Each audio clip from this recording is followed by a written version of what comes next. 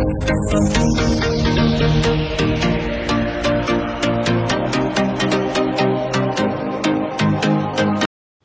Friends, ಎಲ್ಲರಿಗೂ ನಮಸ್ಕಾರ. ನಾನು ಮೋಹನ್ ಕುಮಾರ್. ನಿಮಗೆಲ್ಲರಿಗೂ ನಮ್ಮ ಸ್ಪರ್ಧಾ ಕರ್ನಾಟಕ ಯೂಟ್ಯೂಬ್ ಚಾನಲ್ಗೆ ಪ್ರೀತಿಯ ಸ್ವಾಗತ. ಡಿಯರ್ ಫ್ರೆಂಡ್ಸ್, KPSC ನಿನ್ನೆ 16/3/2025 ನಡೆದಂತಹ ಈ ಒಂದು JEE junior engineer GK paper ಬಂದಿರತಕ್ಕಂತಹ ಇತಿಹಾಸ ಪ್ರಶ್ನೆಗಳನ್ನು ನಾನು ನಿಮ್ಮ ಜೊತೆ ಮಾತಾಡ್ತಾ ಇದ್ದೇನೆ. ಈ ಒಂದು ಇತಿಹಾಸ ಪ್ರಶ್ನೆಗಳೇನಿದೆ ಅದಕ್ಕೆ ಬೇಕಾದಂಥ ಕೀ ಉತ್ತರ ಮತ್ತು ನಿಯರೆಸ್ಟ್ ಆನ್ಸರ್ಗಳನ್ನು ನಾನು ನಿಮ್ಮ ಜೊತೆ ಡಿಸ್ಕಷನ್ ಮಾಡ್ತೇನೆ. ಹಾಗಾದರೆ ಮೊದಲ ಪ್ರಶ್ನೆ ಹೇಗಿದೆ ಅಂತ ನೋಡ್ತಾ ಹೋಗೋಣ. ನಿನ್ನೆ ನಡೆದಂತಹ ಈ ಒಂದು JEE ಇಂಜಿನಿಯರಿಂಗ್ ಪೇಪರ್ಲಿ ಚೋಳರ ಗ್ರಾಮ ಸಭೆಗಳ ಕುರಿತು ಉತ್ತಮ ವಿಶ್ಲೇಷಣೆಯೊಂದಿಗೆ ಸಂಬಂಧಿಸಿರುವ ಶಾಸನ ಅಂತ ಇದೆ. ನಮಗೆ ಆಲ್ಮೋಸ್ಟ್ ಇದು ಹಿಂದೆ ಪ್ರಶ್ನೆ ಬಂದಿತ್ತು. ಉತ್ತರ ಮೇರೂರು ಶಾಸನ ಅಂತಕ್ಕಂಥದ್ದು ನಿಮಗೆ ಆನ್ಸರ್ ಗೊತ್ತಿದೆ. ನೋಡಿ, ಈ ಉತ್ತರ ಮೇರೂರು ಶಾಸನ ಅಂತಕ್ಕಂಥದ್ದೇನಿದೆ ಇದು ಚೋಳರ ಒಂದು ಗ್ರಾಮಾಡಳಿತದ ಬಗ್ಗೆ ಹೇಳುತ್ತೆ. ಯಾವುದ್ರ ಬಗ್ಗೆ ಹೇಳುತ್ತೆ? ಗ್ರಾಮ ಆಡಳಿತದ ಬಗ್ಗೆ ಇದು ಹೇಳುತ್ತೆ. ಅದರ ಜೊತೆಗೆ ಈ ಉತ್ತರ ಮೇರೂರು ಶಾಸನವನ್ನು ಈ ಒಂದು 1ನೇ ಪಾರಂತಕ, ಯಾರು ಅಂದರೆ ಈ 1ನೇ ಪಾರಂತಕ ಚೋಳ ಅಂತಕ್ಕಂಥವನು ಏನು ಮಾಡ್ತಾನೆ, ಇದನ್ನು ಕೆತ್ತನೆ ಮಾಡ್ತಾನೆ. ನೆಕ್ಸ್ಟ್ ಇದು ಯಾವ ದೇವಾಲಯದ ಮೇಲಿದೆ ಅಂದರೆ ಈ ವೈಕುಂಠ ದೇವಾಲಯದ ಮೇಲೆ ಗೋಡೆಯ ಮೇಲೆ ಇರತಕ್ಕಂಥದ್ದು ಈ ಒಂದು ಉತ್ತರ ಮೇರೂರು ಶಾಸನ. ಹಾಗಾದ್ರೆ ಈ ಚೋಳರಿಗೆ ಸಂಬಂಧಿಸಿದಂಥ ಒಂದು ಗ್ರಾಮಾಡಳಿತ, ಸ್ಥಳೀಯ ಆಡಳಿತದ ಬಗ್ಗೆ ಹೇಳ್ತಕ್ಕಂಥ ಒಂದು ಅಂಶ ಇದಾಗಿದೆ ಅಂತಕ್ಕಂಥದ್ದು ಗೊತ್ತಿರಬೇಕು. ನೆಕ್ಸ್ಟ್ ಇಲ್ಲಿ ಅಶೋಕನ ಶಾಸನಗಳ ಬಗ್ಗೆ ನಿಮಗೆ ಮುಂದೆ ಏನಾದರೂ ಪ್ರಶ್ನೆ ಕೇಳಿದರೆ, ಈ ಅಶೋಕನ 2ನೇ ಶಾಸನ ಏನಿದೆ ಈ ಒಂದು ಚೇರ, ಹಾಗೆ ಚೋಳ, ಹಾಗೆ ಈ ಒಂದು ಪಾಂಡ್ಯರ ಬಗ್ಗೆ ತಿಳಿಸ್ತಕ್ಕಂಥ ಅಶೋಕನ ಶಾಸನ ಯಾವುದು ಅಂದರೆ ಈ 2ನೇ ಶಾಸನ. ಅಂದರೆ ಈ 5 ವರ್ಷಗಳಿಗೊಮ್ಮೆ ಧರ್ಮ ಪ್ರಚಾರ ಇದೆಲ್ಲ ಒಳಗೊಂಡಿರ್ತಕ್ಕಂಥದ್ದು 3 ಮತ್ತು 2ನೇ ಶಾಸನಗಳಲ್ಲಿ ಬರ್ತದೆ ಅಂತಕ್ಕಂಥದ್ದು ಗೊತ್ತಿರಬೇಕು. ಹಾಗೆ ಈ 13ನೇ ಬಂಡೆಗಲ್ಲು ಶಾಸನ ಏನಿದೆ ಇದು ಕಳಿಂಗ ಯುದ್ಧದ ಜೊತೆಗೆ ದಕ್ಷಿಣ ಭಾರತದ ಒಂದು ವಿಷಯಗಳನ್ನು ಒಳಗೊಂಡಿರ್ತಕ್ಕಂಥದ್ದು 13ನೇ ಬಂಡೆಗಲ್ಲು ಶಾಸನ ಅಶೋಕನಿಗೆ ಸಂಬಂಧಿಸಿದಂತೆ ಗೊತ್ತಿರಬೇಕು. ಹಾಗಾಗಿ ನಿಮಗೆ ಈ ಒಂದು ಉತ್ತರ ಮೇರೂರು ಶಾಸನ ಈ ಫಸ್ಟ್ ಪ್ರಶ್ನೆಗೆ ಆನ್ಸರ್ ಅಂತಕ್ಕಂಥದ್ದು ನಿಮಗೆ ಗೊತ್ತಿರಲಿ ಸ್ನೇಹಿತರೆ. ನೆಕ್ಸ್ಟ್ ಮುಂದಿನ ಪ್ರಶ್ನೆ ಹೀಗಿದೆ. ರಾಜಾರಾಮ್ ಮೋಹನ್ ರಾಯ್ ಅವರ ಬಗ್ಗೆ ಒಂದು ಪ್ರಶ್ನೆಯನ್ನು ಕೇಳ್ತಾ ಹೋಗಿದ್ದಾರೆ. ರಾಜಾರಾಮ್ ಮೋಹನ್ ರಾಯ್ ಅವರು ಅಂತಕ್ಕಂಥವ್ರು ಫಾದರ್ ಆಫ್ ಇಂಡಿಯನ್ ರಿನೈಸೆನ್ಸ್ ಅಂತ ಕರಿತೀವಿ, ಫಾದರ್ ಆಫ್ ಮಾಡರ್ನ್ ಇಂಡಿಯಾ ಅಂತ ಕರಿತೀವಿ, ಫಾದರ್ ಆಫ್ ರ್ಯಾಷನಾಲಿಟಿ ವೈಚಾರಿಕತೆಯ ಪಿತಾಮಹ ಅಂತ ಕರಿತೀವಿ, ಹಾಗೆ ಬಂಗಾಳಿ ಗದ್ಯ ಸಾಹಿತ್ಯದ ಪಿತಾಮಹ ಅಂತ ಕರಿತೀವಿ. 2ನೇ ಅಕ್ಬರ್ ಬಗ್ಗೆ ಒಂದು ಕೇಸನ್ನು ಡಿಸ್ಕಷನ್ ಮಾಡೋದಕ್ಕೆ ಇಂಗ್ಲೆಂಡಿಗೆ ಹೋಗಿ 1830ರಲ್ಲಿ ಬ್ರಿಸ್ಟನ್ನಲ್ಲಿ ಸತ್ತೋದಂಥ ಒಬ್ಬ ಸಮಾಜ ಸುಧಾರಕ. ಇಲ್ಲಿ ಸೊಸೈಟಿಗಳಿದೆ. ನಮಗೆ ಬ್ರಹ್ಮ ಸೊಸೈಟಿ ಅಂದರೆ 1828 ಕಲ್ಕತ್ತಾದಲ್ಲಿ ಸ್ಟಾರ್ಟ್ ಆಗುತ್ತೆ. ಈಗ ಆದಿ ಬ್ರಹ್ಮ ಸಮಾಜ ಅಂದರೆ 1865ರಲ್ಲಿ ಬ್ರಹ್ಮ ಸಮಾಜ 2 ಭಾಗಗಳಾಗುತ್ತೆ. ಹಾಗೆ ನಮಗೆ ಈ ಒಂದು ಆರ್ಯ ಸಮಾಜ ಅಂದರೆ 1875ರಲ್ಲಿ ಆರ್ಯ ಸೊಸೈಟಿ. ಹಾಗೆ ಈ ಜ್ಞಾನ ಮಾರ್ಗವನ್ನು ತಿಳಿಯೋದಕ್ಕೆ 1815ರಲ್ಲಿ ಸ್ಥಾಪನೆ ಆದಂಥದ್ದು ಈ ರಾಜಾರಾಮ್ ಮೋಹನ್ ರಾಯ್ ಅವರ ಒಂದು ಮೊದಲ ಸಂಸ್ಥೆ ಯಾವುದು ಅಂದರೆ ಈ ಒಂದು ಆತ್ಮೀಯ ಸಭಾ ಅಂತ. ಇದು ಏನಿದೆ ಕಲ್ಕತ್ತಾದಲ್ಲಿ ಸ್ಥಾಪನೆ ಆಗುತ್ತೆ. ಇದು ಸಹ ರಾಜಾರಾಮ್ ಮೋಹನ್ ರಾಯ್ ಅವರದು. ಆದಿ ಬ್ರಹ್ಮ ಸಮಾಜ ಅಂತಕ್ಕಂಥದ್ದು ನಮಗೆ ಈ ದೇವೇಂದ್ರನಾಥ ಟ್ಯಾಗೋರ್ ಅವ್ರದ್ದು ಅಂತ ಗೊತ್ತಿರಲಿ. ಹಾಗೆ ಈ ಒಂದು ಆರ್ಯ ಸಮಾಜ ಯಾರ್ದು ಅಂದರೆ ದಯಾನಂದ ಸರಸ್ವತಿ ಅವರು ಅಂತ ಗೊತ್ತಿರಬೇಕು. ದಯಾನಂದ ಸರಸ್ವತಿ. ನೋಡಿ, ರಾಜಾರಾಮ್ ಮೋಹನ್ ರಾಯ್ ಅವರ ಬಗ್ಗೆ ಬಂದಿರತಕ್ಕಂಥ ಪ್ರಶ್ನೆಗಳು ಮತ್ತು ಅದಕ್ಕೆ ಸಂಬಂಧಿಸಿದಂಥ ಲಾಸ್ಟ್ ಇವರು ಸುಮಾರು 15 ಭಾಷೆಗಳನ್ನು ಮಾತಾಡ್ತಾ ಇದ್ರು. ಅಲ್ಲಿ ಪರ್ಷಿಯನ್ ಕೃತಿಗಳ ಬಗ್ಗೆ ಲಾಸ್ಟ್ KPSC ಕೇಳಿದ್ದಾರೆ. ಹಾಗಾಗಿ ರಾಜಾರಾಮ್ ಮೋಹನ್ ರಾಯ್ ಬಗ್ಗೆ ನಿಮಗೆ ಗೊತ್ತಿರಬೇಕು. ಹಾಗೆ 2ನೇ ಅಕ್ಬರ್ ಬಗ್ಗೆ ಇವರು ಒಂದು ಮೊದಲು ಬ್ರಿಟನ್ನಿಗೆ ಹೋದಂಥ ಸಮಾಜ ಸುಧಾರಕ ಇವರು ಅಂತಕ್ಕಂಥದ್ದು ನಿಮಗೆ ಗೊತ್ತಿರಲಿ. ಹಾಗೆ ಇಂಗ್ಲೀಷ್ ಶಿಕ್ಷಣವನ್ನು ಪ್ರೋತ್ಸಾಹಿಸಿದವರು, ಹಾಗೆ ಬ್ರಹ್ಮಚರ್ಯದ ಬಗ್ಗೆ ಹೇಳಿದಂಥವರು ನಿಮಗೆ ಗೊತ್ತಿರಬೇಕು. ಬ್ರಹ್ಮ ಸಮಾಜ ಮತ್ತು ಈ ಕಾನ್ಸೆಪ್ಟ್ಗಳ ಮೇಲೆ. ಕೆಳಗೆ ಯಾವ ಪ್ರಾಚೀನ ಅರಸನು ಕಾಶ್ಮೀರದಲ್ಲಿ 4ನೇ ಬೌದ್ಧ ಸಮ್ಮೇಳನವನ್ನು ನಡೆಸಿದನು? ನೋಡಿ, ನಮಗೆ ಕಾನಿಷ್ಕ ಏನಿದ್ದಾನೆ ಈತ ಒಬ್ಬ ಮಹಾಯಾನ. ಈ ಮಹಾಯಾನಕ್ಕೆ ಸಂಬಂಧಿಸಿದಂಥ ಅಂಶಗಳೇನಿದೆ ಇದ್ರ ಬಗ್ಗೆ, ಮಹಾಯಾನದ ಬಗ್ಗೆ ಕೊಳ್ಬೋದಂಥ ಅಂಶ ಈ ಕಾಶ್ಮೀರದ ಕುಂಡಲಿ ವನದಲ್ಲಿ ಅಂದರೆ 100ರಲ್ಲಿ ಸಾಮಾನ್ಯ ಶಕದಲ್ಲಿ ನಡೆಸಿಕೊಟ್ಟ. ಇಲ್ಲಿ ವಸುಮುತ್ರ ಇರ್ಬೋದು, ಹಾಗೆ ಅಶ್ವಘೋಷ ಇರ್ಬೋದು, ಇಲ್ಲಿ ಅಧ್ಯಕ್ಷತೆಯನ್ನು ವಹಿಸಿದಂಥದ್ದಿರ್ಬೋದು. ಹಾಗೆ 4ನೇ ಬೌದ್ಧ ಸಮ್ಮೇಳನದಲ್ಲಿ ಲಾಸ್ಟ್ KSCಗೆ ನಮಗೆ ಕೇಳಿರ್ತಕ್ಕಂಥ ಪ್ರಶ್ನೆ ಇಲ್ಲಿ ಹೀನಯಾನ ಮತ್ತು ಮಹಾಯಾನ ಅಂತಕ್ಕಂಥದ್ದು ಡಿವೈಡ್ ಆಗಿದ್ದೆಲ್ಲಿ ಅಂದರೆ ಈ 4ನೇ ಬೌದ್ಧ ಸಮ್ಮೇಳನದಲ್ಲಿ. ಅದೇ ರೀತಿಯಾಗಿ ನಮಗೆ 483ರಲ್ಲಿ ಈ 1ನೇ ಬೌದ್ಧ ಸಮ್ಮೇಳನ ರಾಜಗೃಹದಲ್ಲಿ ನಡೀತು. ಈ ರಾಜಗೃಹದಲ್ಲಿ ಅಧ್ಯಕ್ಷತೆ ಅಥವಾ ಆಶ್ರಯದಾತರು ಯಾರು ಅಂದರೆ ಈ ಅಜಾತಶತ್ರು. ಹಾಗೆ 383ರಲ್ಲಿ ಇದು 2ನೇ ಒಂದು ಬೌದ್ಧ ಸಮ್ಮೇಳನ ನಡೀತು ಅಂದರೆ ವೈಶಾಲಿಯಲ್ಲಿ ನಡೀತು. ಇಲ್ಲಿ ಆಶ್ರಯದಾತ ಯಾರು ಅಂದರೆ ಕಾಲಕೋಶ ಅಂತಕ್ಕಂಥದ್ದು ಅಥವಾ ಕಾಲಾಶೋಕ ಗೊತ್ತಿರಲಿ. ನೆಕ್ಸ್ಟು 250ರಲ್ಲಿ ನಮಗೆ ಏನು 3ನೇ ಬೌದ್ಧ ಸಮ್ಮೇಳನ ನಡೀತು. ಇಲ್ಲಿ 3ನೇ ಬೌದ್ಧ ಸಮ್ಮೇಳನ ನಡೆದದ್ದು ಪಾಟಲಿಪುತ್ರದಲ್ಲಿ. ಇಲ್ಲಿ ಅಶೋಕ ಇದರ ಆಶ್ರಯದಾತ ಅಂತ ಗೊತ್ತಿರಬೇಕು. ಈಗ 4ನೇ ಬೌದ್ಧ ಸಮ್ಮೇಳನ ನಡೆದಂಥದ್ದು ಇದೆ. ಇಲ್ಲಿ ವಸುಮಿತ್ರ ಇರ್ಬೋದು, ಬುದ್ಧ ಚರಿತ್ರೆಯನ್ನು ಬರೆದ ಅಶ್ವಘೋಷ ಇರ್ಬೋದು, ಹೀನಯಾನ ಮಹಾಯಾನ ಡಿವೈಡ್ ಆಗಿದ್ದಿರ್ಬೋದು. ಹಾಗೆ ಮಹಾಯಾನಕ್ಕೆ ಸಂಬಂಧಿಸಿದಂಥ ಅಂಶಗಳು ನಿಮಗೆ ಗೊತ್ತಿರಬೇಕು. ಅಶೋಕ ಹೀನಯಾನ ಈ ಒಂದು ಈಗ ಕಾನಿಷ್ಕ ಅಂತಕ್ಕಂಥವನು ಮಹಾಯಾನ ಅಂತ ಗೊತ್ತಿರಬೇಕು. ಹಾಗಾಗಿ ಈ ಒಂದು ಅಂಶಗಳ ಬಗ್ಗೆ ಮಹಾಯಾನದ ಬಗ್ಗೆ ನಿಮಗೆ ಅರಿವಿರಲಿ. ಕಾನಿಷ್ಕ, ಅಶೋಕ, ಕಾರುವೇಲು ಅಂದರೆ ನಿಮಗೆ ಗೊತ್ತಿದೆ ಆದಿಗುಂಪ ಶಾಸನ. ಚಂದ್ರಗುಪ್ತ ಮೌರ್ಯ ಅಂದರೆ ಮೌರ್ಯ ಸಾಮ್ರಾಜ್ಯದ ಶಾಸನ. ಕಳಿಂಗದ ಒಂದು ಆದಿಗುಂಪ ಶಾಸನ ಯಾರ್ದು ಅಂದರೆ ಈ ಕಾರುವೇಲು ಅಂತಕ್ಕಂಥದ್ದು ಸ್ನೇಹಿತರೆ ನಿಮಗೆ ಗೊತ್ತಿರಲಿ. ಇದು 3ನೇ ಪ್ರಶ್ನೆಗೆ ಉತ್ತರ ಅಂತಕ್ಕಂಥದ್ದು ನಿಮ್ಮ ಗಮನದಲ್ಲಿರಲಿ. ನೆಕ್ಸ್ಟ್ ಹಾಗಾದರೆ ತನ್ನನ್ನು ರಾಜತತ್ವದ ಸಿದ್ಧಾಂತವನ್ನು ಅನುಸರಿಸಿ ಭೂಮಿಯ ಮೇಲಿನ ದೇವರ ನೆರಳು ಎಂದು ನಂಬಿದ್ದವರು. ನೋಡಿ, ಡೆಲ್ಲಿ ಮತ್ತು ಮೊಘಲ್ ಸುಲ್ತಾನರಲ್ಲಿ ಈ ಒಬ್ಬ ಬಲ್ಬನ್ ಇರ್ಬೋದು. ಹಾಗೆ ಈ ದೇವರು ಅಂತಕ್ಕಂಥದ್ದೇನಿದೆ, ಭೂಮಿಯ ಮೇಲಿನ ದೇವರ ಪ್ರತಿನಿಧಿ ಅಂತ ನಮ್ಮನ್ನು ಕರ್ಕೊಂಡವ್ರು ಯಾರು ಅಂದರೆ ಈ ಬಲ್ಬನ್ ಮತ್ತು ಅಕ್ಬರ್. ಯಾರು ಅಂದರೆ ಬಲ್ಬನ್ ಮತ್ತು ಅಕ್ಬರ್ ಅಂತ ನಿಮಗೆ ಗೊತ್ತಿರಲಿ. ನೋಡಿ, ಬಲ್ಬನ್ ಅಂತಕ್ಕಂಥವನು ಈ ಇಲ್ತಮಷ್ ಆದಮೇಲೆ ಅಥವಾ ಈ ನಾಸಿರುದ್ದೀನ್ ಏನಿದ್ದಾನೆ, ನಾಸಿರುದ್ದೀನನ ಮಾವ ಗುಲಾಮಿ ಸಂತತಿಯಲ್ಲಿ. ಇವನು ಈ ದೈವದತ್ತ ಸಿದ್ಧಾಂತದ ಮೇಲೆ ನಂಬಿಕೆಯನ್ನು ಇಟ್ಟಂಥವನು.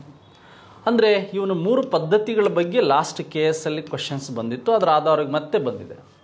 ನಮಗೆ ಈ ಒಂದು ಶಿಜ್ದ ಪದ್ಧತಿ ಅಂತ ಕರಿತೀವಿ.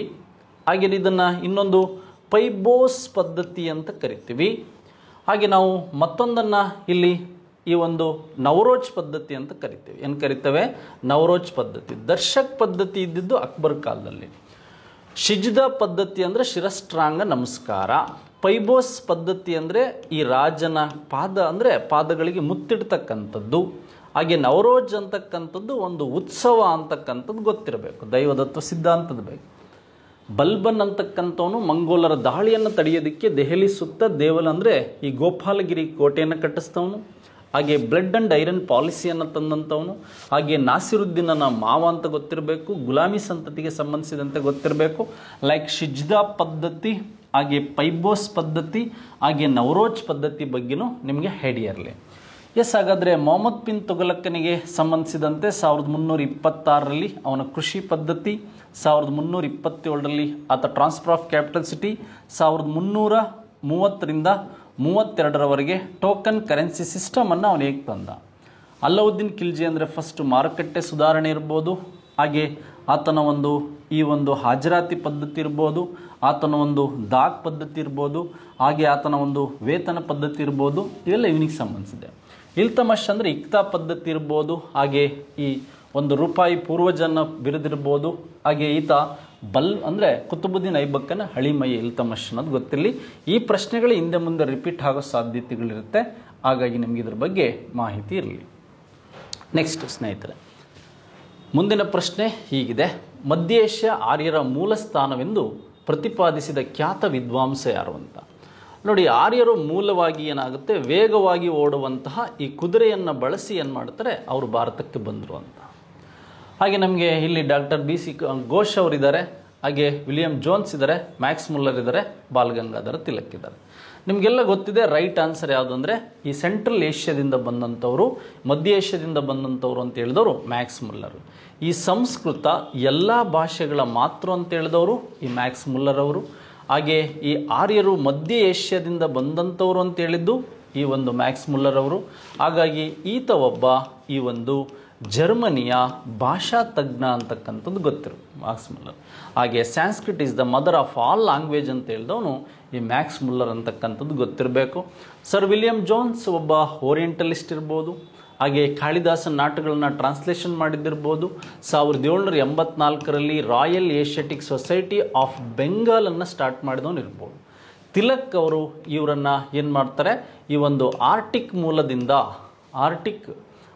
ಮೂಲದಿಂದ ಈ ಆರ್ಯರು ಬಂದವರು ಅಂತ ಹೇಳಿದವರು ಯಾರು ಅಂದರೆ ಈ ತಿಲಕ್ ಅವರು, ಬಾಲಗಂಗಾಧರ ತಿಲಕ್ ಅಂತ ಗೊತ್ತಿರಬೇಕು. ಮ್ಯಾಕ್ಸ್ ಮುಲ್ಲರ್ ಇದಕ್ಕೆ ಸರಿಯಾದ ಉತ್ತರ ಸ್ನೇಹಿತರೆ. ನೆಕ್ಸ್ಟ್, ನಂದ ಸಾಮ್ರಾಜ್ಯವನ್ನು ಯಾರು ಸ್ಥಾಪಿಸಿದರು ಅಂದರೆ ಸಿಂಪಲ್ಲಾಗಿದ್ದರೂ ಪ್ರಶ್ನೆ ಸಹ ಈ ಒಂದು ಅವರಿಗೆ ಗೊತ್ತಿರೋ ಅಂಶಗಳಲ್ಲಿ ಯಾವ ರೀತಿ ಕೇಳಿರ್ಬೋದು ಅನ್ನೋದು ನಮಗೆ ಗೊತ್ತಿರಲಿ.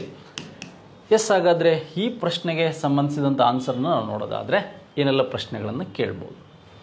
ಫಸ್ಟು ನಮಗೆ ಭಾರತದ ಈ ಮೊದಲ ಸಾಮ್ರಾಜ್ಯ ಮಗಧ ಅಂತ ಹೇಳಿದ್ದೀನಿ. ಈ ಮಗಧ ಸಾಮ್ರಾಜ್ಯವನ್ನು ಫಸ್ಟ್ ಆಳ್ವಿಕೆ ಮಾಡಿದ್ದು ಯಾರು ಅಂದರೆ ಈ ಅರಿಯಂಕ ಅನ್ನೋದು ಗೊತ್ತಿದೆ. ಅರಿಯಂಕ ಆದಮೇಲೆ ನಿಮಗೆ ಗೊತ್ತಿದೆ ಈ ಒಂದು ಶಿಶುನಾಗ ಅಂತ ಗೊತ್ತಿದೆ.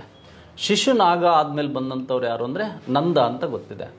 ನಂದ ಆದಮೇಲೆ ಬಂದಂಥವ್ರು ಯಾರು ಅಂದರೆ ಈ ಮೌರ್ಯ ಅಂತ ಗೊತ್ತಿದೆ. ಮೌರ್ಯ ಆದಮೇಲೆ ಬಂದಂಥವ್ರು ಯಾರು ಅಂದರೆ ಈ ಶುಂಗ ಅಂತ ಗೊತ್ತಿದೆ. ಎಸ್, ಹಾಗಾದರೆ ಅರಿಯಂಕದ ಒಂದು ಸ್ಥಾಪಕ ಈ ಬಿಂಬಸಾರ ಅಂತಕ್ಕಂಥವನು. ಹಾಗೆ ಶಿಶುನಾಗ ಸಂತತಿಯ ಸ್ಥಾಪಕ ಈ ಶಿಶುನಾಗ ಅಂತಕ್ಕಂಥವನು. ಈ ಒಂದು ನಂದ ಸಂತತಿಯ ಸ್ಥಾಪಕ ಯಾರು ಅಂದರೆ ಮಹಾ ಪದ್ಮಾನಂದ ಅಂತಕ್ಕಂಥವನು. ಬಟ್ ಧನನಂದನನ್ನು ಕೊಂದವನು ಯಾರು ಅಂದರೆ ಚಂದ್ರಗುಪ್ತ ಮೌರ್ಯ. ಆ ಮೌರ್ಯ ಸಂತತಿಯನ್ನು ಸ್ಥಾಪನೆ ಮಾಡಿದ್ದು ಈ ಚಂದ್ರಗುಪ್ತ ಮೌರ್ಯ. ಧನನಂದ ನಂದ ಸಂತತಿಯ ಕೊನೆಯವನು. ಹಾಗಾಗಿ ಮಹಾಪದ್ಮಾನಂದ ಏನಿದ್ದಾನೆ ಇದಕ್ಕೆ ರೈಟ್ ಆನ್ಸರ್. ಧನನಂದ ಅಲ್ಲ, ಧನನಂದನ ಆಸ್ಥಾನದಲ್ಲಿ ಕೌಟಿಲ್ಯ ಅಂತಕ್ಕಂಥವನು ಏನಾಗಿದ್ದ, ಕೋಶಾಧಿಕಾರಿ ಆಗಿದ್ದ. ಆ ಕೋಶಾಧಿಕಾರಿಯಾದಂಥ ಕೌಟಿಲ್ಯನನ್ನು ಅವಮಾನಗೊಳಿಸಿದ್ದರಿಂದ ಏನಾಯಿತು, ಈ ಪರಿಸ್ಥಿತಿ ಆಯಿತು. ಹಾಗಾಗಿ ಮೌರ್ಯ ಸಾಮ್ರಾಜ್ಯದ ಕೊನೆಯ ದೊರೆ ಅಂದರೆ 185ರಲ್ಲಿ ಬೃಹದ್ರಥನನ್ನು ಕೊಂದು ಈ ಶುಂಗ ಸಂತತಿಯನ್ನು ಸ್ಥಾಪಿಸಿದವನು ಯಾರು ಅಂದರೆ ಈ ಒಂದು ಪುಷ್ಯಮಿತ್ರ ಶುಂಗ ಅಂತ. ಯಾರು ಅಂದರೆ ಪುಷ್ಯಮಿತ್ರ ಶುಂಗ. ಲೈಕ್ ಈಗ 5 ಮನೆತನಗಳು ಮಗಧವನ್ನು ಆಳ್ವಿಕೆ ಮಾಡಿದ ಬಿಹಾರದ ಪಾಟಲಿಪುತ್ರದ ಬಗ್ಗೆ ನಾನು ಹೇಳಿದೆ. ಹಾಗೆ ಇಲ್ಲಿ ಕನಿಷ್ಕ, ಅಶೋಕ, ಮಂದು, ಧನನಂದ ಅಂತಕ್ಕಂಥವ್ರು ಇದ್ದಾರೆ. 6ನೇ ಪ್ರಶ್ನೆಗೆ ಸ್ನೇಹಿತರೆ ಥರ್ಡ್ ಆಪ್ಷನ್ಸ್ ಆನ್ಸರ್. ಕೆಳಗಿನ ವರ್ಗಗಳಲ್ಲಿ ಯಾರು ತತ್ವಬೋಧಿನಿ ಸಭಾವನ್ನು ಸ್ಥಾಪಿಸಿದವರು? ರಾಜಾರಾಮ್ ಮೋಹನ್ ರಾಯ್ ಬಗ್ಗೆ ಹೇಳಿದೆ, 1815 ಆತ್ಮೀಯ, 1828 ಬ್ರಹ್ಮ. ದೇವೇಂದ್ರನಾಥ ಟ್ಯಾಗೋರ್ ಅವರು ಈ ಬ್ರಹ್ಮ ಸಮಾಜದ ತತ್ವಗಳನ್ನು, ವಿಚಾರವನ್ನು ಡಿಸ್ಕಷನ್ ಮಾಡೋದಕ್ಕೆ, ಪ್ರಚಾರ ಮಾಡೋದಕ್ಕೆ ಈ ಒಂದು ಕಲ್ಕತ್ತಾದಲ್ಲಿ ತತ್ವಬೋಧಿನಿ ಸಭಾವನ್ನು ಸ್ಟಾರ್ಟ್ ಮಾಡ್ತಾರೆ 1839ರಲ್ಲಿ. ನೆಕ್ಸ್ಟು ಕೇಶವ ಚಂದ್ರ ಸೇನ್ ಅವರು 1865ರಲ್ಲಿ ಏನೀಗ ಬ್ರಹ್ಮ ಸಮಾಜದಲ್ಲಿ ಒಂದು ಆದಿ ಬ್ರಹ್ಮ ಸಮಾಜ ಅಂತ ಆಯಿತು, ಹಾಗೆ ಒಂದು ಭಾರತೀಯ ಬ್ರಹ್ಮ ಸಮಾಜ ಅಂತ ಆಯಿತು. ಭಾರತೀಯ ಬ್ರಹ್ಮ ಸಮಾಜ, ಕೇಶವ ಚಂದ್ರ ಸೇನ್ ಭಾರತೀಯ ಬ್ರಹ್ಮ ಸಮಾಜ. ಇಲ್ಲಿ ಸ್ತ್ರೀಯರ ಪ್ರವೇಶವಾಯಿತು ಮತ್ತು ಕ್ರಿಶ್ಚಿಯಾನಿಟಿಯ ಪ್ರವೇಶ ಆಗಿದ್ದರಿಂದ ಇದು ಡಿವೈಡ್ ಆಯಿತು. ಗೋಪಾಲಕೃಷ್ಣ ಗೋಖಲೆ ಅವರು ಗೊತ್ತಿದೆ, 1955ರಲ್ಲಿ ಇವರು ದ ಸರ್ವೆಂಟ್ ಆಫ್ ಇಂಡಿಯನ್ ಸೊಸೈಟಿಯನ್ನು ಸ್ಟಾರ್ಟ್ ಮಾಡ್ತಾರೆ. ದ ಸರ್ವೆಂಟ್ ಆಫ್ ಇಂಡಿಯನ್ ಸೊಸೈಟಿಯನ್ನು ಇವರು ಸ್ಟಾರ್ಟ್ ಮಾಡ್ತಾರೆ. ಈಗ ತತ್ವಬೋಧಿನಿ ಸಭಾ ಅನ್ನೋದ್ರ ಬಗ್ಗೆ ನಮಗೆ ಗೊತ್ತಾಯಿತು. ನೆಕ್ಸ್ಟ್ ನೋಡಿ, ಕನ್ನಡ ಸಾಹಿತ್ಯ ಪರಿಷತ್ ಬಗ್ಗೆ ನಿಮಗೆ ಪ್ರಶ್ನೆ ಕೇಳಿದ್ದಾರೆ. ಇದೆಲ್ಲ ಈ ಸರ್ MVV ಅವರ ಕಾಲದಲ್ಲಿ, ನಾಲ್ವಡಿ ಕಾಲದಲ್ಲಿ ಆಯಿತು. ಇದು ಸ್ಥಾಪನೆ ಆಗಿ ಈ HV ನಂಜುಂಡಯ್ಯನವರು ಇದರ ಮೊದಲ ಅಧ್ಯಕ್ಷರಾಗ್ತಾರೆ. ನೆಕ್ಸ್ಟ್ ಇದರ ಮೊದಲ ಸಭೆ ಎಲ್ಲಿ ನಡೀತಂದರೆ ಬೆಂಗಳೂರಿನಲ್ಲಿ ನಡೆಯುತ್ತೆ. ಹಾಗಾಗಿ ಕನ್ನಡ ಸಾಹಿತ್ಯ ಪರಿಷತ್ ಮತ್ತು ಅದು ಸ್ಥಾಪನೆ ಆದ ವಿಚಾರಗಳು ನಿಮಗೆ ಗೊತ್ತಿರುತ್ತೆ. ಅದನ್ನು ಆಲ್ಮೋಸ್ಟ್ ಹಾಕಿರ್ತೀರ ನೀವು ಅನ್ನೋದು ನಿಮ್ಮ ಮೈಂಡಲ್ಲಿ ಇರಲಿ. ನೆಕ್ಸ್ಟು ಇದಾದಮೇಲೆ ಸ್ನೇಹಿತರೆ ಮುಂದಿನ ಪ್ರಶ್ನೆ ಇದೆ. ಪರ್ಷಿಯನ್ ರಾಯಭಾರಿ ಅಬ್ದುಲ್ ರಜಾಕ್ ಇವರ ಆಸ್ಥಾನಕ್ಕೆ ಭೇಟಿ ನೀಡಿದ್ದರು. ಪರ್ಷಿಯನ್ ಅಂದರೆ ಒಂದೊಂದ್ಸಲ ಏನು ಮಾಡ್ತಾನೆ ಅಂದರೆ ಈ ಇರಾನ್ ಅಂತ ಕೇಳ್ತಾನೆ. ನೋಡಿ, 1ನೇ ದೇವರಾಯನ ಆಸ್ಥಾನಕ್ಕೆ ಬಂದವನು ಈ ನಿಕೋಲೋ ಡಿ ಕೋಂಟಿ ಅಂತಕ್ಕಂಥವನು ಬರ್ತಾನೆ. ಇವನು ಎಲ್ಲಿ ಅವನು ಅಂದರೆ ಈ ಇಟಲಿಯ ವೆನೀಷಿಯಾದವನು. ಹಾಗೆ ಅಬ್ದುಲ್ ರಜಾಕ್ ಬಂದಿದ್ದು ಇವನ ಆಸ್ಥಾನದಲ್ಲಿ. ಇವನು ಎಲ್ಲಿ ಅವನು ಅಂದರೆ ಇರಾನ್ ದೇಶದವನು. ಈ ಅಬ್ದುಲ್ ರಜಾಕ್ ಏನಿದ್ದಾನೆ, ಈ ಗುಲಾಬಿಗಳ ವ್ಯಾಪಾರ ಹೆಚ್ಚಾಗಿತ್ತು. ಭೂಮಿಯ ಮೇಲೆ ವಿಜಯನಗರದಂಥ ಸಾಮ್ರಾಜ್ಯವನ್ನು ನಾನು ಕಂಡಿಲ್ಲ, ಕೇಳಿಲ್ಲ ಅಂತ ಹೇಳಿದವನು ಯಾರು ಅಂದರೆ ಈ ಅಬ್ದುಲ್ ರಜಾಕ್. ಹಾಗೆ ಈ ಶ್ರೀಕೃಷ್ಣ ದೇವರಾಯ ಏನು ಮಾಡ್ತಾನೆ, ಈ ಒಂದು ಪೋರ್ಚುಗೀಸರೊಂದಿಗೆ ಉತ್ತಮ ವ್ಯಾಪಾರವನ್ನು ಹೊಂದಿದ್ದರಿಂದ ಪೋರ್ಚುಗೀಸರೊಂದಿಗೆ ಇಲ್ಲಿ ಒಂದು ಡೊಮಿಂಗೋ ಪಯಾಜ್ ಇರ್ಬೋದು, ಹಾಗೆ ಬಾರ್ಬೋಸಾ ಇರ್ಬೋದು. ಈ ಇಬ್ಬರು ಟ್ರಾವೆಲರ್ಸ್ ಇವನ ಆಸ್ಥಾನಕ್ಕೆ ಬಂದರು. ಹಾಗಾದರೆ 1565ರಲ್ಲಿ ಈ ರಕ್ಕಸ ತಂಗಡಿ, ತಾಳಿಕೋಟೆ ಅಥವಾ ಬಿನ್ನಹಟ್ಟಿ ಕದನ ನಡೆದಿದ್ದು ಈ ಅಳಿಯ ರಾಮರಾಯನ ಕಾಲದಲ್ಲಿ. 1ನೇ ಆಲಿ ಆದಿಲ್ ಶಾ ಮತ್ತು ಅಳಿಯ ರಾಮರಾಯನ ಕಾಲದಲ್ಲಿ ನಡೀತು ಅಂತ. ಹಾಗೆ ಇದು ನೇರ ಪ್ರಶ್ನೆಗಳಿದೆ KPSCಲಿ, ತುಂಬ ಈಸಿ ಇರ್ತಕ್ಕಂಥ ಒಂದು ಪೇಪರ್ಗಳನ್ನು ಈ ಬಾರಿ ಕೊಟ್ಟಿದ್ದಾನೆ JEEನಲ್ಲಿ. ಕರ್ನಾಟಕ ಸಂಗೀತದ ಪಿತಾಮಹ ಎಂದು ಯಾರನ್ನು ಕರೆಯಲಾಗುತ್ತದೆ? ಇದು ಪುರಂದರದಾಸರು ಅಂತಕ್ಕಂಥದ್ದು ನಿಮಗೆ ಗೊತ್ತಿರಲಿ. ಕನಕದಾಸರು ಮತ್ತು ಪುರಂದರದಾಸರಿಗೆ ಸಂಬಂಧಿಸಿದಂಥ ಪ್ರಶ್ನೆಗಳು ಕನ್ಫ್ಯೂಸ್ ಆಗ್ಬೋದು. ನಮಗಿಲ್ಲಿ ಪುರಂದರದಾಸರು ಅಂತಕ್ಕಂಥದ್ದು ಗೊತ್ತಿರಬೇಕು. ಕನಕದಾಸನ ಒಂದು ಕೀರ್ತನೆಗಳ ಬಗ್ಗೆ ನಿಮಗೆ ಐಡಿಯಾ ಇರಬೇಕು. ಈ ಕೆಳಗಿನ ಯಾವ ಜೋಡಿಯು ಸರಿಯಾಗಿ ಹೊಂದಿಕೆಯಾಗಿದೆ? ಸಾರನಾಥ ಬುದ್ಧ ಜನ್ಮಸ್ಥಳ, ಲುಂಬಿನಿ ಜ್ಞಾನೋದಯದ ಸ್ಥಳ, ಬೂದಗಯ ಬುದ್ಧನು ತನ್ನ ಮೊದಲ ಪ್ರವಚನ ನೀಡಿದ್ದು, ಬುದ್ಧನ ಮರಣ. ನೋಡಿ, ರೈಟ್ ಯಾವುದು ಅಂದರೆ ಲಾಸ್ಟ್ ಒನ್.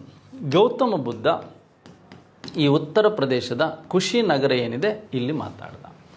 ಬೋಧಗಯ ಬುದ್ಧನ ತನ್ನ ಮೊದಲ ಪ್ರವಚನವನ್ನು ನೀಡಿದ್ರ ಬಗ್ಗೆ ನಮಗೆ ಮಾಹಿತಿ ಬೇಕು. ಮೊದಲ ಪ್ರವಚನವನ್ನು ನೀಡಿದ್ದೆಲ್ಲಿ ಅಂದರೆ ಈ ಸಾರನಾಥದ ಜಿಂಕೆ ವಧದಲ್ಲಿ. ಬುದ್ಧ ಜ್ಞಾನೋದಯ ಆಗಿದ್ದೆಲ್ಲಿ ಅಂದರೆ ಈ ಬೂದ ಗಯಾದಲ್ಲಿ. ಹಾಗಾಗಿ ಈ ಆಪ್ಷನ್ ತಪ್ಪಾಗಿದೆ, ಈ ಆಪ್ಷನ್ ತಪ್ಪಾಗಿದೆ. ಹಾಗಾಗಿ ಗೌತಮ ಬುದ್ಧ ಜನ್ಮಸ್ಥಳ ಯಾವುದಂದ್ರೆ ನೇಪಾಳದ ಈ ಲುಂಬಿನಿ ಅಂತಕ್ಕಂಥದ್ದು, ಅಥವಾ ಈತನ ಜನನದ ಬಗ್ಗೆ ಅಶೋಕ ಕೆತ್ತಿಸಿರ್ತಕ್ಕಂಥ ಶಾಸನವೇ ಈ ರುಮಿಂದೈ ಶಾಸನ ಅಂತ ಗೊತ್ತಿರಬೇಕು. ರುಮಿಂದೈ ಶಾಸನ ಅಂತ ಗೊತ್ತಿರಬೇಕು. ಎಸ್, ಹಾಗಾದರೆ ಇಲ್ಲಿ ಸರಿಯಾಗಿ ಹೊಂದಿಕೆಯಾಗಿದೆ ಅಂದರೆ ಇದೊಂದೇ ಆಪ್ಷನ್ ಸರಿಯಾಗಿ ಹೊಂದಿಕೆ ಆಗಿರೋದು, ಬೇರೆವೆಲ್ಲ ವೇರಿ ಮಾಡಿ ಕೇಳ್ತಾ ಹೋಗಿದ್ದಾನೆ.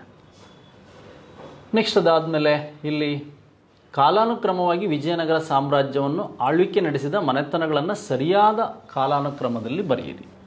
ನೋಡಿ, ವಿಜಯನಗರ ಸಾಮ್ರಾಜ್ಯ ಸ್ಥಾಪನೆಯಾಗಿದ್ದು 336ರಲ್ಲಿ. ಹಾಗೆ ನಮಗೆ ಇಲ್ಲಿ ಪ್ರಶ್ನೆಗಳನ್ನು ಏನು ಕೇಳ್ಬೋದು? 1485ರವರೆಗೆ ಈ ಮನೆತನ ಇತ್ತು. ನೆಕ್ಸ್ಟು ಅದಾದಮೇಲೆ ನಮಗೆ 1485ರಿಂದ 1505ರವರೆಗೆ ಸಾಳ್ವೆ ಇತ್ತು. ಸಾಳ್ವದಲ್ಲಿ ತುಳುವ ಇಂಪಾರ್ಟೆಂಟು. ಈ ಶ್ರೀಕೃಷ್ಣ ದೇವರಾಯ ಬರೋ ತುಳುವ ಸಂತತಿಯಲ್ಲಿ ಅಂತ ಗೊತ್ತಿರಲಿ. 1505ರಿಂದ 1570ರವರೆಗೆ ಇಲ್ಲಿ ಬರುತ್ತೆ. ಇಲ್ಲೇ ತಾಳಿಕೋಟೆ ಕದನ ಆಗಿದ್ದು. ನೆಕ್ಸ್ಟ್ ಇದಾದಮೇಲೆ ಅರವೀಡು ಸಂತತಿ 1570ರಿಂದ 1646ರವರೆಗೆ ವಿಜಯನಗರ ಎಂಡ್ ಆಗುತ್ತೆ. ಈ ಆಪ್ಷನ್ಸ್ ಕರೆಕ್ಟಾಗಿದೆ. ಈ ಆಪ್ಷನ್ ಕರೆಕ್ಟಾಗಿದೆ. ಸಂಗಮ್, ಸಾಳ್ವ, ತುಳುವ, ಅರವೀಡು ಸಂತತಿ. ಸಂಗಮ್, ಸಾಳ್ವ ಮತ್ತು ತುಳುವ, ಅರವೀಡು ಸಂತತಿ ಅನ್ನೋದು ನಿಮಗೆ ಗೊತ್ತಿರಬೇಕು. ನೋಡಿ, ಈ ಪ್ರಶ್ನೆಗೆ ಇದು ಸರಿಯಾದ ಉತ್ತರ. ಹಾಗೆ ಶ್ರೀಕೃಷ್ಣ ದೇವರಾಯ ಇರ್ಬೋದು, ತಾಳಿಕೋಟೆ ಕದನ ಆಗಿರ್ಬೋದು, ತುಳುವ ಸಂತತಿಯಲ್ಲಿ ಅಂತ ನಿಮಗೆ ಗೊತ್ತಿರಲಿ. ನೆಕ್ಸ್ಟು ಸ್ನೇಹಿತರೆ ಹೀಗಿದೆ, ಈ ಕೆಳಗಿನವುಗಳಲ್ಲಿ ಅತ್ಯಂತ ಪ್ರಾಚೀನವಾದ ಶೈವ ಪಂಥ ಯಾವುದಂತ? ಕಾಪಾಲಿಕ, ಕಾಳಮುಖಿ, ಹಾಗೆ ಪಾಶುಪತ, ಹಾಗೆ ಕಂಪತ ಅಂತ. ನೋಡಿ, ಈ ಶೈವ ಅಂದರೆ ನಿಮಗೆ ಗೊತ್ತಿದೆ, ಪಾಶುಪತ. ಈ ಒಂದು ಶೈವ ಅಂದರೆ ಶಿವನ ಆರಾಧಕರು ಶೈವ ಪಂಥ.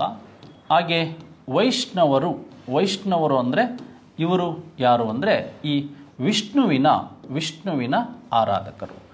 ಹಾಗಾಗಿ ಶೈವ ಪಂಥ ಮತ್ತು ಈ ಒಂದು ವೈಷ್ಣವ ಪಂಥ ಸೌತ್ ಇಂಡಿಯಾದಲ್ಲಿದ್ದಂಥ ಕೆಲವು ಪಂಥಗಳ ಬಗ್ಗೆ ನಮಗೆ ಗೊತ್ತಿರಬೇಕಾಗತ್ತೆ. ತಮಿಳುನಾಡಲ್ಲಿ ಅವು ಬೆಳವಣಿಗೆ ಆಗಿದ್ರ ಬಗ್ಗೆ ನಿಮಗೆ ಗೊತ್ತಿರಬೇಕು. ಪಾಶುಪತ ಇದಕ್ಕೆ ರೈಟ್ ಆನ್ಸರ್.